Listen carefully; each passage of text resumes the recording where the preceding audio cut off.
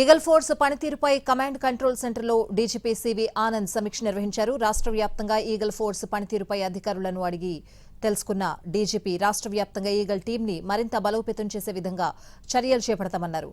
Supply and demand chain gang ని గుర్తించే పనిలో ఉన్నామని చెప్పారు.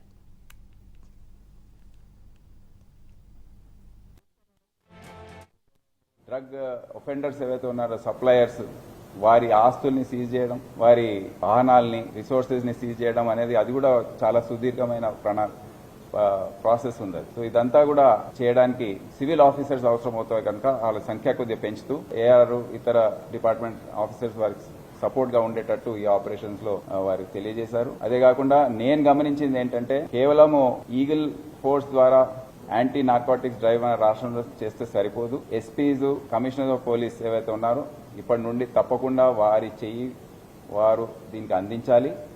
వారు చేస్తే గాని